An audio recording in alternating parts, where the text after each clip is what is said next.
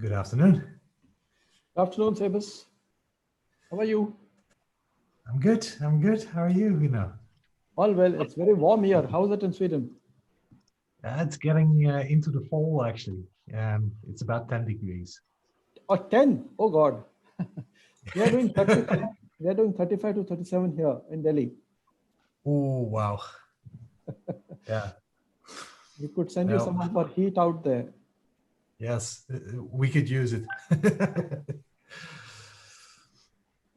Hi, Sebastian. Hello. Now I have a face with the name. Hello. Good afternoon, Vinod sir. Good afternoon. All ready? Yeah, all is ready. We'll start at 3 p.m. exactly. Sure. Dr. Upender Dar here. You are not able to see my image, but there is some problem in my camera. Okay, sir. We But can you hear you. Hear my voice. We can hear you. Yeah. Welcome, Sebastian. I'm here. All good. I can't see my image because my camera has some problem. He's there. He's there. So I think Toido has also joined. Yes, sir. Trudeau and Elizabeth is also joining. Oh, very good. Very nice.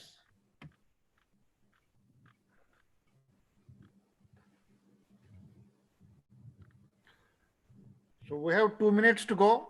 Yes, sir. Yeah.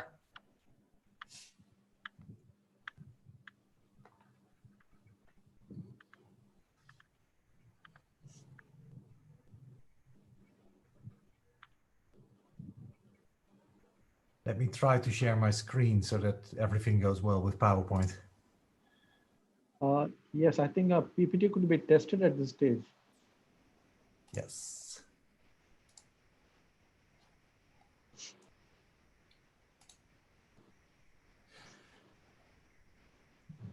Which screen do you, yes, you see the full PowerPoint there. You don't see next slide. Okay, you can see the one on the left. That's fine. Yes. Do you also see one on the right? Because then I need to do this. Now it should be better. This is better. This is large. This is clear. Great. But that means you can't see the next one. No, exactly. Because that's speaker view versus the other view. But I'm using two screens, so you always have like a question which one to use. Sure. Rupali ma'am? Yes, sir. Shall we start? Yes. Hello, everyone, and welcome to the webinar on gaming simulation and participation, a systems approach to mental health and well-being, organized by Shri Vaishnav Vidyapeeth Vishwavidyalaya and International Simulation and Gaming Association, ISAGA. First of all, I would like to invite Dr. Jigyasu Dubey, Coordinator, ISAGA, and Professor and Head in Department of Information Technology at Shri Vaishnav Institute of Information Technology to shed more light on the webinar. Thanks, Rupali. Warm greetings to all of you. Professor Sebastian Miser, Vice Dean, KTH Royal Institute of Technology, Stockholm, Sweden. Honorable Dr. Upinder Dar, Vice Chancellor, Shri Vaishnav Vidyapeeth Vishwavidyalaya, Indore. Dr. Vinod Dumlekar, sir, Gaming and Simulation Expert and Founder Mentees. Dr. Anand Rajawat, Director, SVIIT, my colleague, Mrs. Rupali Bhartiya. Present ISAGA members, Head of the Institutes, Head of the Departments, faculty members, research scholars, and my dear young friends. It gives me great pleasure to extend my warm greetings to all of you on behalf of Shri Vaishnav Vidyapeeth Vishwavidyalaya in this webinar. Friends, International Simulation and Gaming Association, ISAGA, is a professional association for students, teachers, trainers, researchers, practitioners, and other professionals. Its aim is to promote gaming simulation methods, including research, consulting, learning, and teaching methods such as traditional business and management simulation games, policy exercises, computer simulations, and computer-supported simulation games, role play, learning games, scenarios, dynamic case studies, experimental learning activities, business theaters, etc. ISAGA 2021, the 52nd Annual International Conference of ISAGA, will be organized by Shri Vaishnav Vidyapit Vishwavidyalaya at its campus in Indore, India on September 6th to 10th, 2021. The theme of the conference is Gaming, Simulation and Innovations, Challenges and Opportunities. This event is the first ISAGA International Conference in India. To prepare for the conference, the university is organizing a webinar series on gaming simulation with emphasis on the conference theme. Our key speakers will be ISAGA members and other gaming simulation professionals. Today's webinar is the first webinar of this series. The topic of the today's webinar is gaming simulation and participation, a system approach to mental health and well-being. And the resource person is Professor Sebastian Mazier, Vice Dean, KTH Royal Institute of Technology, Stockholm, Sweden. In his talk, he will explain the gaming and simulation approach and reflect upon the methodological learning obtained on how different countries and regions aim to prioritize well-being and mental health as a mean to both counter the increasing demand of psychological health care and to actually support citizens in what matter to them. I am delighted to welcome Professor Sebastian Major. We are grateful to you, sir, for providing time for very first webinar of this special series.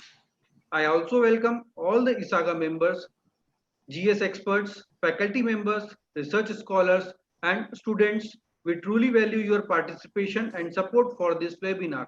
I am sure this will be a very exciting and knowledgeable journey for all of you. Thank you. Over to Rupali. Thank you, sir. Thank you so much. I'm pleased to welcome and introduce today's speaker for the session, Professor Sebastian Major, Professor Vice Dean at KTH Royal Institute of Technology, Stockholm, Sweden. He is professor in healthcare logistics. He is specialized in gaming simulation and other interactive methods to involve the operational level of organizations in innovation processes. He has interest in theory of design of complex adaptive systems and the backbone of society. Before inviting him for the session, I would like to invite Conference Chairperson ISAGA 2021 and Vice Chancellor of Shri Vaishnav Vidyapit Vishwavidyalaya, Dr. Upinder Dhar, for the welcome address. At the outset, I would like to welcome all the ISAGA members and all other participants. I can see on my screen that 509 participants have already joined. I am thankful to Dr. Sebastian for accepting our request to conduct the first webinar.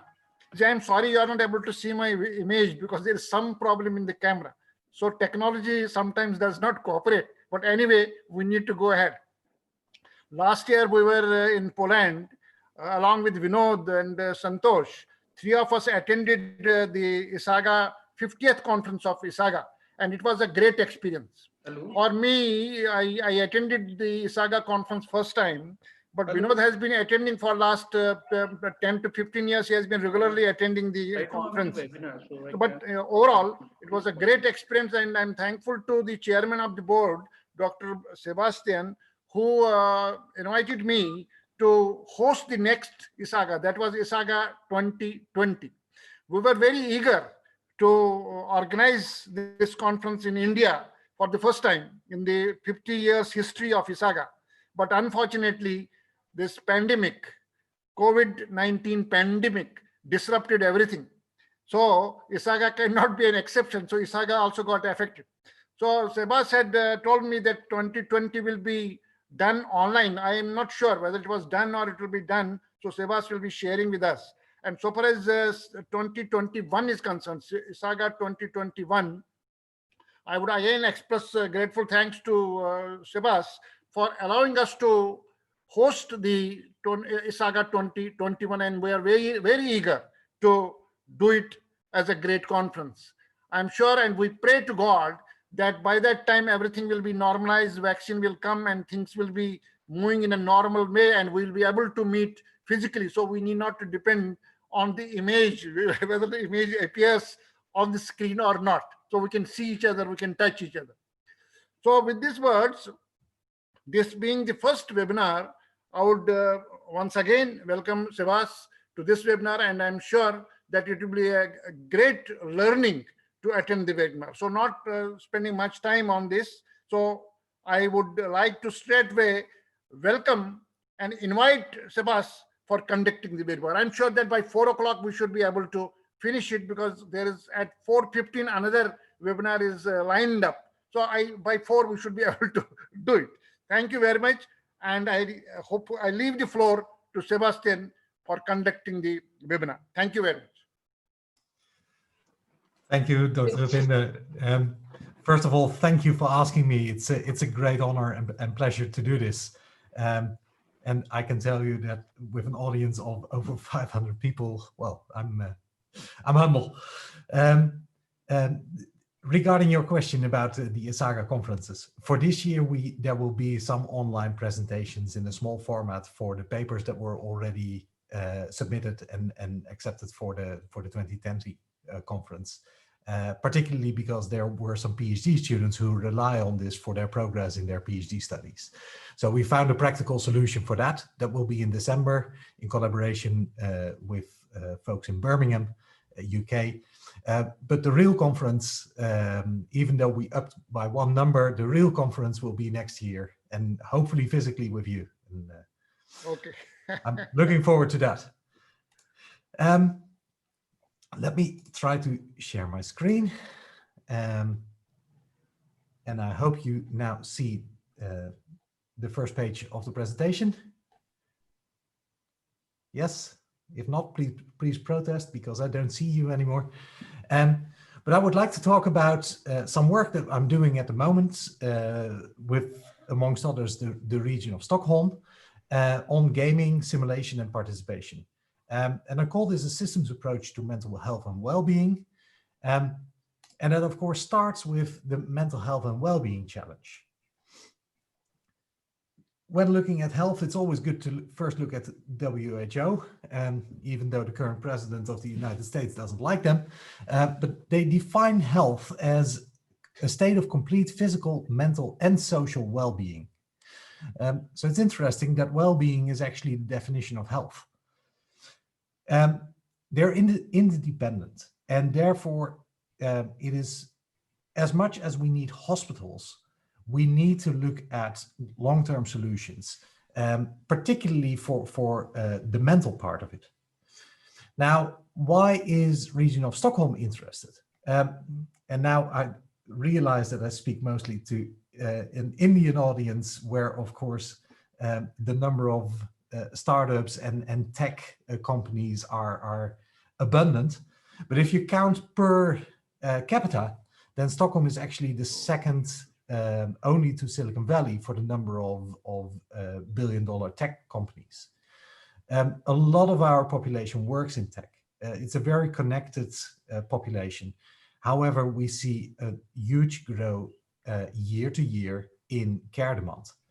3% cost increase for regular healthcare. However, 5% cost already of the GDP, and potentially we see a growth rate of like 6 to 7% per year here on the mental health side. And when we're talking about mental health in this case, we're usually actually talking about mental illness. If you take a normal distribution of the mental health in the population, then of course you see a span from people who are in crisis to people who excel and have excellent mental health. Most of us are actually somewhere in the middle. It isn't that we always feel fantastic. It isn't that we're always full of energy. There is a lot of worries, irritations, poor work performance, poor concentration, poor sleep. I'm a parent of 2 small children myself. Poor sleep is really an issue. This is where most of us actually are. Now, what you see is that COVID COVID-19 as one of those cases, but in general, the threats that are there, climate threat, etc., to our health, what we observe is a left shift of the mean. What it, of course, does is that we will have a lot more here in crisis, so we need to provide more healthcare. But the danger is that if we focus on providing more healthcare, that actually we're not going to get ourselves back on track, because we need to shift the entire curve back to the right, and hopefully even a little bit more to the right. If you take this One Health WHO definition, what we see then is that, of course, you have mental health and well-being. The second layer is actually the cognitive and emotional functioning, the fact that we learn, and all of this can be accessed via societal, individual, and familial. Falls a bit away in the black, in the blue here, but family structures. The societal structure, the immediate family or social structure around a person, doesn't always need to be family, of course, in the traditional sense, but the immediate surroundings, as well as the individual perspective on this interacts, and we should aim for a more thriving and inclusive economy and society. Therefore, we need to shift our focus to prevention, from the individual to the family, from the individual context to the community, much more towards upstream prevention and whole system change, instead of trying to cure individual people. Now, of course, well, COVID is on everybody's mind. It's very relevant at the moment. Most of us, what we discuss day to day is this first wave, the immediate mortality. But what we already see in Stockholm, where we had a relatively large first wave and now a very mild second wave, is that the resource restrictions that made that certain people didn't get healthcare, and even this third wave, as we call it, the fact that chronic conditions haven't been treated for quite a while, these actually cause deaths and trauma as well. But the big one that's on the rise is the psychic trauma, mental illness, economic injury, burnout, because people don't see a way out. And then I'm still living in one of the countries that has a fairly mild and a very good start position. This is far worse, for instance, in the country where I come from, the Netherlands. The UK is suffering, and then I'm just taking the Northern European examples. Well, let alone what happens in Brazil at the moment. So you have these different phases that that, for instance, the COVID, but every crisis goes through, which goes from the immediate towards the long-term consequences. And this picture is a bit blurry, but what you will see is that in this quest for thrive, mental health, and well-being, we're not alone. We have the Global Development Goals. This is actually the Swedish translation that you see here on the left, Globala målen. Our government, the Swedish government, but also internationally, in the UK, New York City, London, Amsterdam has now joined. But you see similar thoughts everywhere. I'm actually not so much aware of Indian examples, unfortunately, but I know they're there. And there are networks like this IAMHL and iCircle, where different regions and cities try to connect and exchange knowledge. This is the context. Now, how do we design with games and simulations in this? Therefore, you need to go to a theoretical basis. We usually talk about either complex adaptive systems or about social technical systems. And this is actually a bit difficult to intertwine, because people usually blur this up. In my definition, the way I use it, this inner circle with agents and components is what we would call a social technical system. Because social technical systems theory relies on the fact that the performance of such a system depends on the technological capabilities and the human performance of control over the technical components. So it is human to human, human to technical components, and potentially even technical component to technical component interactions. And you try still to a certain extent, optimize this. What social technical systems do not do is to actually have dynamic relations between agents. And then we get to this level, what we would call actor theory, where actual actors, people usually, they have this adaptive behavior, they have dynamic relations, and therefore the entire system behavior becomes emergent and very difficult to predict. So I define social technical systems theory as a part of complex adaptive systems theory, even though I'm very aware that there are many people who use complex adaptive systems theory for only technical systems, or for instance, for agent-based simulations of something like this, a bit neglecting the political and the dynamic social side. In this, there are these two sides of complexity. On one hand, we have the technical physical one. This is where engineering has, well, its basis. We try to aim for a best solution. However, we don't know everything, so there's a certain cognitive uncertainty, and we try to define everything in variables and have design steps, design phases to come from one step to the other. In the social political side, everything is more fluid. It's a result of a negotiation. There is accepted knowledge, negotiated knowledge, as we sometimes call it. And of course, you cannot negotiate a river up the mountain. That will always come down. But there's a lot of other things, for instance, how we perceive certain things in society, how the debate is framed. Those things are actually negotiated knowledge, and they're real. And that is where soft tools come in, like participation and process management. Always like this picture. And of course, once you get to this level of interactions, we're getting into complex, but hopefully right answers.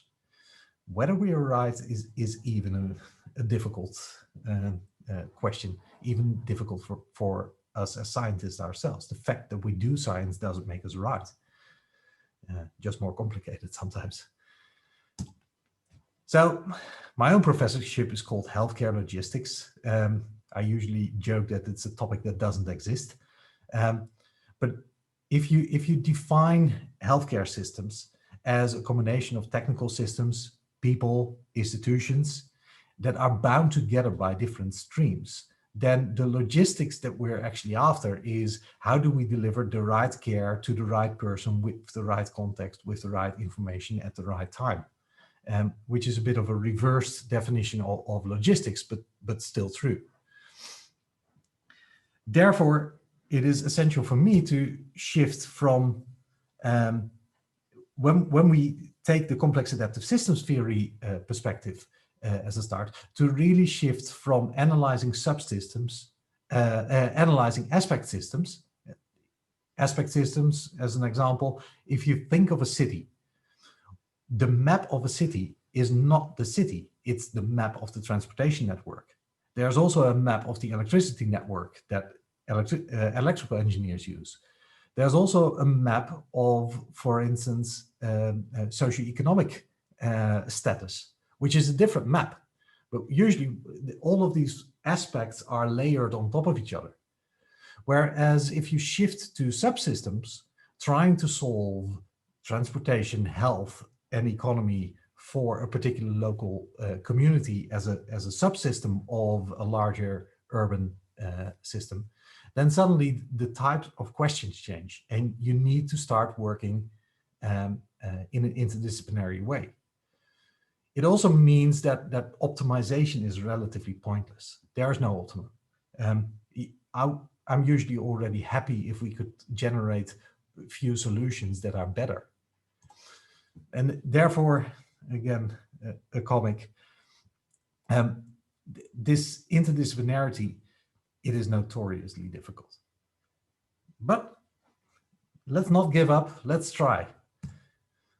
What we do at the moment is to think of different methods as layers in addressing these subsystems. We start, of course, with data mining, AI, if possible, but they provide an insight, very detailed insights of systems behavior, but always of the past.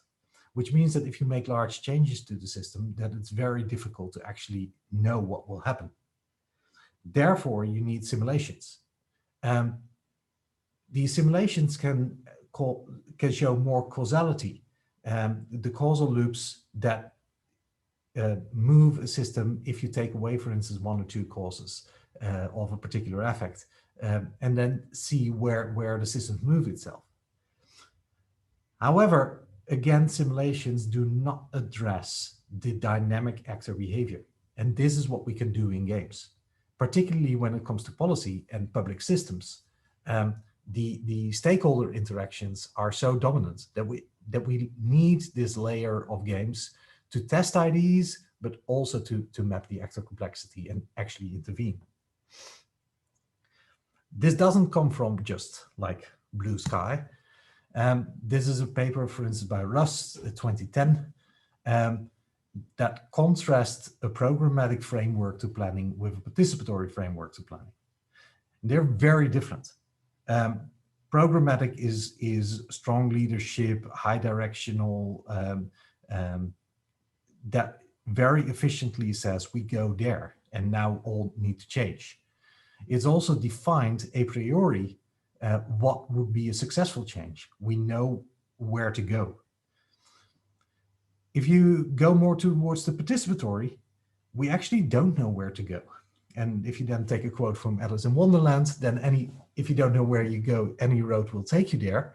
And that's not entirely true either. But you need to start to engage stakeholders, be really flexible about implementations, and have a very large level of democratic organizational influence. Now, a lot of exercises that we do also within the ISAGA framework question like, are we talking about a game or about a simulation? It doesn't actually matter so much, I would say, because many simulations try to represent a certain model of reality, and sometimes they provide for interaction methods as well, so that you could actually play a bit with a simulation. Whereas games usually focus a little bit more on the role side of things and on the actor side of things. So therefore, they include in their representation of reality the actual roles and stakes that people have. And that is something that computer simulations usually lack. But I've seen examples of computer simulations that do address it, and I've seen games that are not representations of reality. So it's certainly not black and white.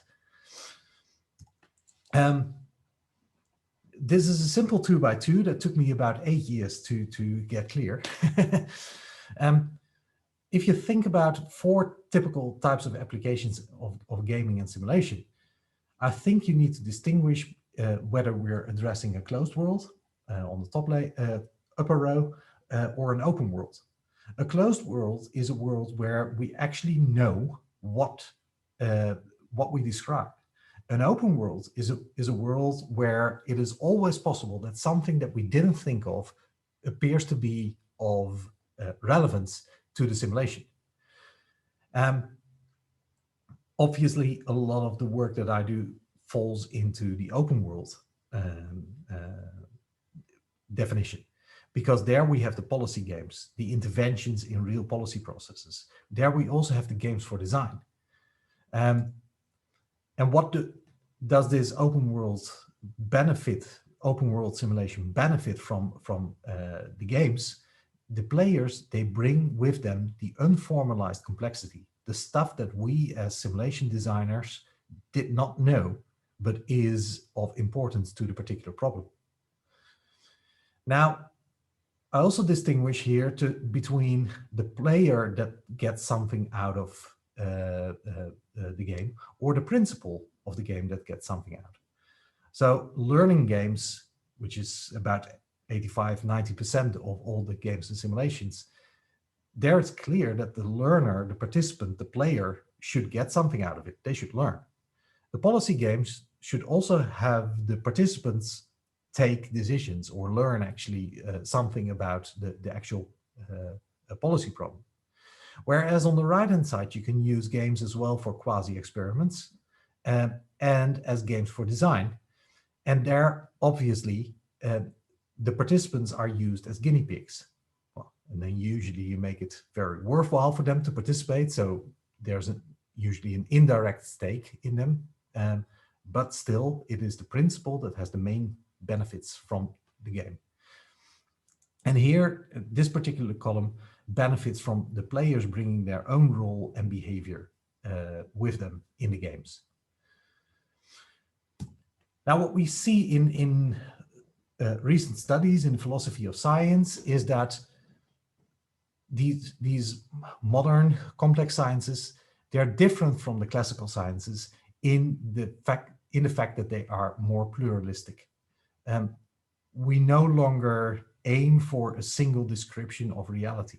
It is okay to have different definitions of reality. The consequence of that is that models no longer represent truth. They become dialogical devices between people and the phenomena that we try to study or we try to change. And then we get to reasoning with models. And here I can wholeheartedly recommend the books by Morgan. It's the one on the bottom hand, Models as Mediators, Perspectives on Natural and Social Science. There is a PDF on the internet. You don't have that from me. But this is one of those books that changed a lot when I read it in thinking of models as reality. They're really mediators between people. And that motivates the use of models of simulations and games as a way to intervene in the steering of systems. Because these systems, particularly when it comes to mental health as a driver in every aspect of society, the steering in these systems is very complex, but we need to make it more manageable. So reasoning with models and stakeholders, real-time dashboards of where certain parameters go, monitoring of cycles, causality loops, we would call it in simulations, and also to bridge abstraction levels from, let's say, data AI observations to something that makes sense to a policymaker. These methods are essential to get breakthroughs in the area where we want to work. So what do we actually do? This is the Stockholm project. In the Stockholm project, we aim to support the people at Region Stockholm, who are policymakers, in defining the policy that should steer this particular region for the next decade, decade to 15 years, potentially with a horizon on 2035. And we do that in different steps, and I'll show you some of those steps. And you'll see that much of it is actually very simple. For instance, one of the early stuff we did was mapping workshops in March 2019,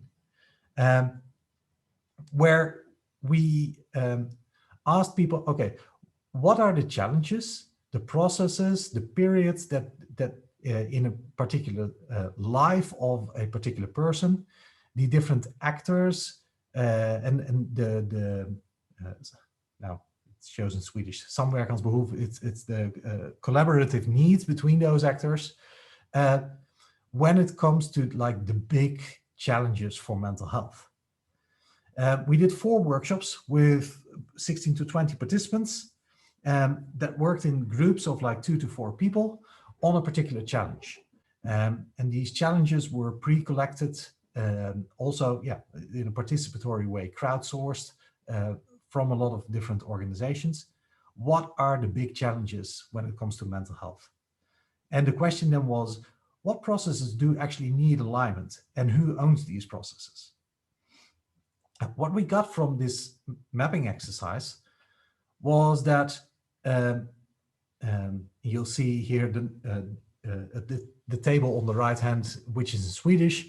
It is just to show that the top ones are mentioned very often, which is schools, which is primary healthcare centers for young children, preschools, and primary healthcare. Those are the top ones, and they appear in all the challenges for children. So what we see is that when it comes to young age and mental health, there's an enormous number of actors involved, and all the quests, like what should we do and where do we not succeed today, they are about very early warning signals. Whereas if you look at adults, you see more that the informal clubs and free time, leisure, in collaboration with healthcare and employers, that is a much smaller circle of a number of actors, that official actors that are involved. And what we see there is that the real challenges are that worries that exist about a particular person among certain stakeholders are not communicated to other stakeholders, very often for rules of legislation, etc. And an outcome was that the interventions for adults that we want, they should start from the age of 16, which in Sweden is actually not the definition of an adult. We consider those people child. So, and what we see is that the segregation in society, we also have issues with that. What we see is that this segregation is pushing this age down.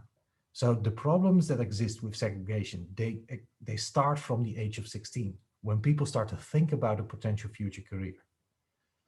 And we also looked at elderly care, but potentially we had some missampling there. So because the number of actors that we actually caught wasn't that big. Another exercise we did was to create in a participatory way a systems dynamics model for mental health. And actually we made multiple models, but this is one that we first did already in 2018, where what you see is that we actually started just with a very simple 4-level intervention step. So you have a person with a mental illness, you do an intervention, you get recovery, and potentially you get a resubmission, so remission, so that people get ill again. That was a simple causal loop cycle that we exposed to a lot of different experts in different workshops, and together, after cleaning, etc., after adding and then cleaning, they came to this particular very large-scale model. Positive loops, negative loops, and this we've been able to analyze, obviously. Now, the problem is, I can think that this particular model represents truth, but we have experts. For instance, if you have doctors, or if you have people who specialize in family systems or social scientists, all of them usually have evidence from their own research that says that a particular relation could be different. So having a big model like this opens up for enormous amounts of criticism. So over the past year, we redefined a new process for building these system dynamics models. And traditionally, you have this core cycle, then people add to the model, then you have a cleaning phase, you do a verification and a validation. But how do you validate such a big model? It's almost impossible. And that is where usually the criticism comes in, and then people back down on the validity of their particular model. And they say, okay, it's only a dialogical device. I think there's a bit more. And therefore, we updated the process that we now do a literature study of a domain. We try to get to all the regression models, for instance, in healthcare, that are done with remote randomized control trials or other, well, accepted methods. And we try to stitch these smaller studies together. And then experts review and add to the model. Then what we found is that we hardly have any cleaning phase where you have criticism that could be put on the researcher that does the cleaning. And then we do a validation. And this works a lot better. There are actually a few more, but we just published a couple of papers on how to do this for this urban mental health area. If you like to look, we use Kumu a lot for the actual mapping, and then later on we take it to another tool. But this is public. If you want to look at this link, my colleague Jan Rakotoma, who works with me at KTH, he built this particular model. Now, what is the point here? What we try to do is we try to get healthcare decision makers to play with their own system dynamics models. And the play that we do with it is that we position ourselves in 2025, so 5 years from now, and then we try to make the case backwards on a particular policy example. Why did it work? What was the reasoning from the different perspectives? And they have to use the system dynamics models to substantiate their reasoning. And they're also provided with their own data about their own municipality. This is actually a photo I took last Monday in Norrtälje Commune, which is about an hour driving from Stockholm to the north. And what you see here for people, the lady on the right is the highest administrative person in, she's the director for the municipality. The person totally on the left is the director of their social administration.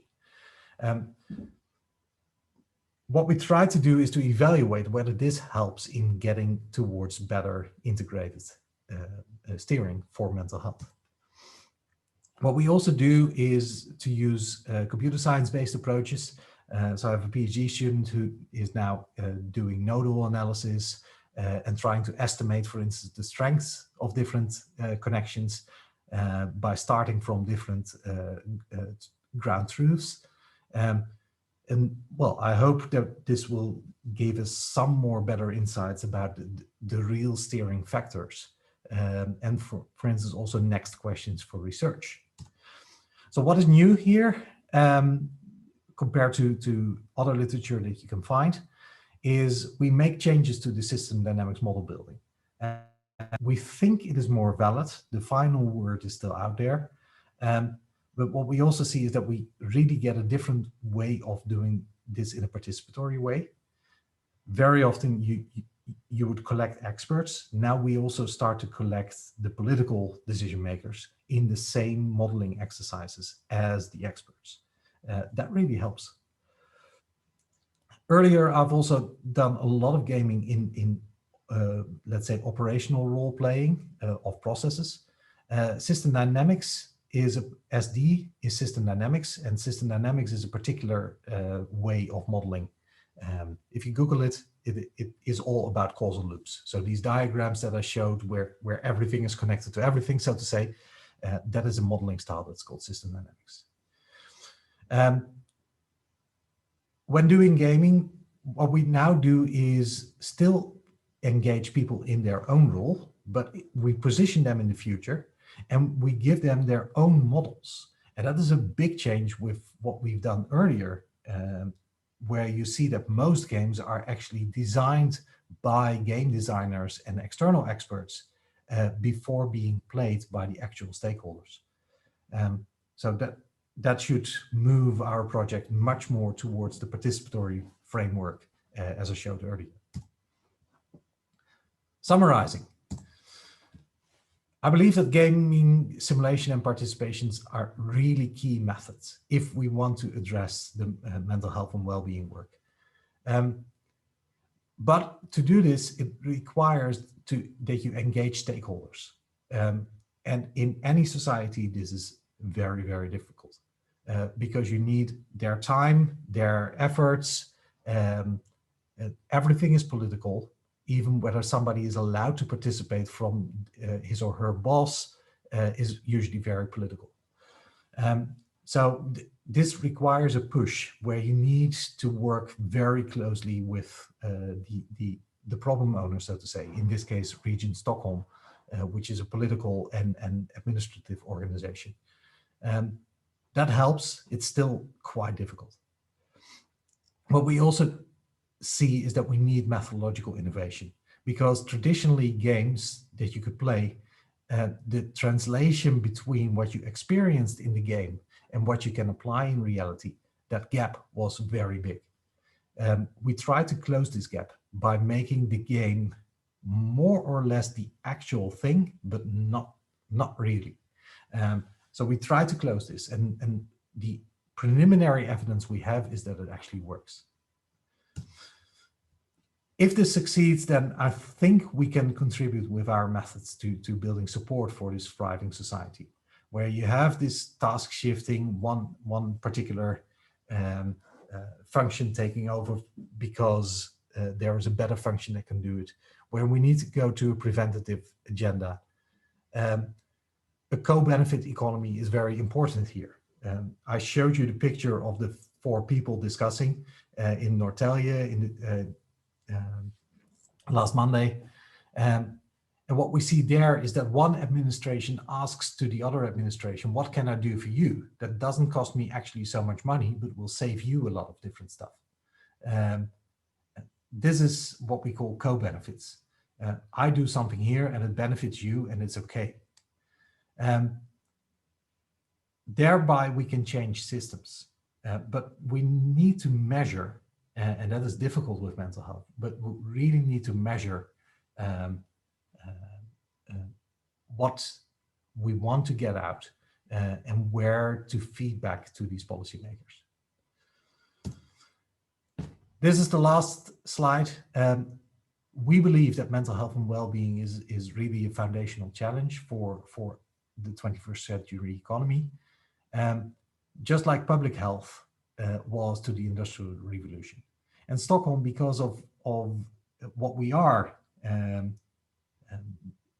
economy-wise, we have to be in the lead. Now, this hopefully leads to an actual implementation of the policy that we help to support building. And well, then I hope to welcome you somewhere in the future here in good well-being. Thank you.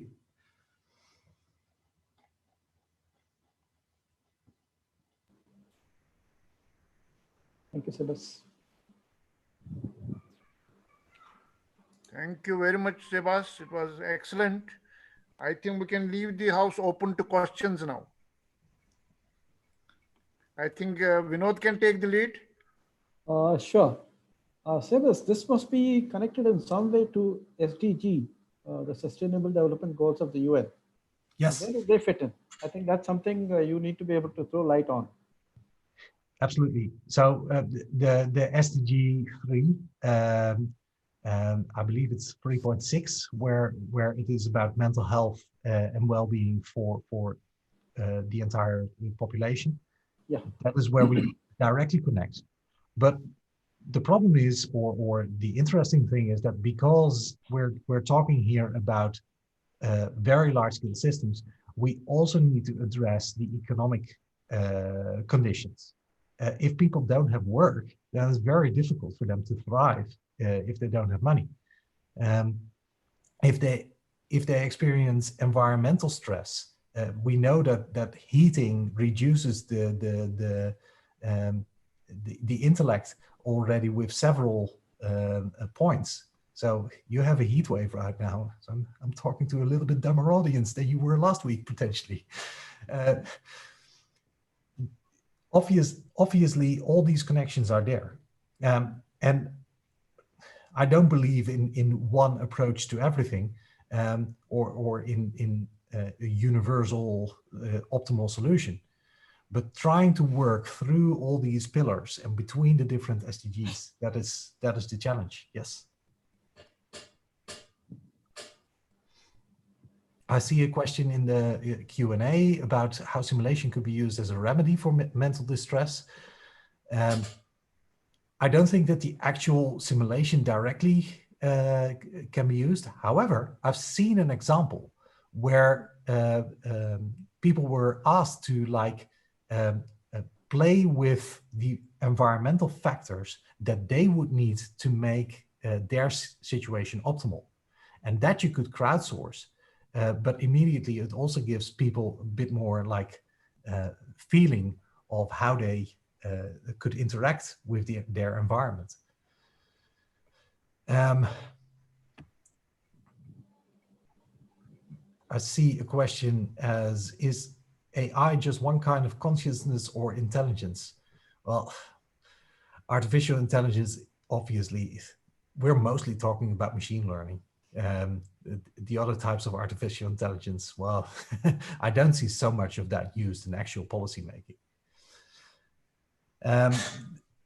ISAGA, next question is open to basically any audience. We're a methodological and methods community. So everybody who's interested in games and simulations,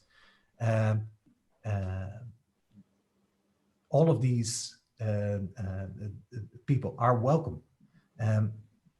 ISAGA is a community where you see that people are coming from a different community as well. So many of us have foots in two different communities, an application community and a gaming and simulation community. Well, the next question, if gaming is such a good opportunity for the future, then why different colleagues do not provide it as a course, and why do parents do not take it as a career? Well, I'm a parent, I provide courses. But there's a very simple answer. When I became professor in 2000 and what was it, 15, 14, 15, and I gave a welcome lecture to the department that I came in. And the first answer, a question that I got from the audience after presenting something similar to what I presented now, was, this is fascinating, but where do you get this published? So yeah, this is an area where it's difficult to make quick career. It is an area where everybody can always criticize whatever you do because it's more integrated with other sciences. So you need to balance this act. And well, there are some people that early on become full professors like myself. There are also some people who remain lower in the ranks. I believe that this area can be a career if we are very pure about the methodological consequences. How do we do this? What are the methods? Being very critical about ourselves. Yes, that is, I believe, critical, and then we could go further.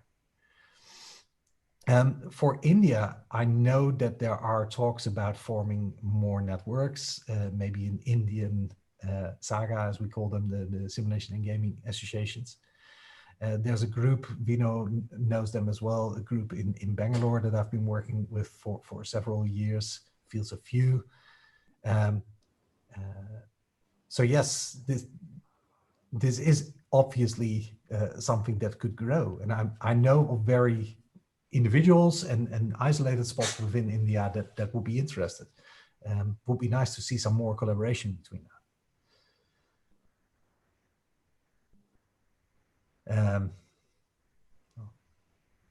What knowledge is required for creating AR games? That's a difficult one. A former colleague of mine when I was in Delft, Stefan Lukos, He just moved to New Zealand. He creates AR games, particularly, for instance, for police and firefighters, where they do artificial reality overlays over reality to simulate, for instance, well, firefighting and dangerous situations. What you see there is that it's a lot of interactive technology. So most people that come in are very good at doing game engines, the technical type of work. There are few people that also know how to use it methodologically, but the entrance is usually via the technological side. Gaming certainly provides good career paths. The gaming industry, so you use it for entertainment games, etc. That's a massive industry, and it's one of the fastest growing ones. So yes, those are interesting career paths, absolutely. The serious gaming trajectory, like what I presented here, there are fewer opportunities, but they're there. And I see that certain consultancy firms, for instance, Accenture used to be one that had a fairly large gaming and simulation area. But think of it less as the word gaming, think more of participatory methods. Because if you use that word, then the people that are like, this is not serious, they tend to tone down. Okay, sir. Due to shortage of time, we cannot take all the questions. So shall we move further? Yes, please. Oh, thank you, sir. Thank you for the I think it wonderful. was an excellent session and very Yes, sir. great learning from this. And Yes, sir. I think, yeah, Rupal, you can go ahead. Yes, sir.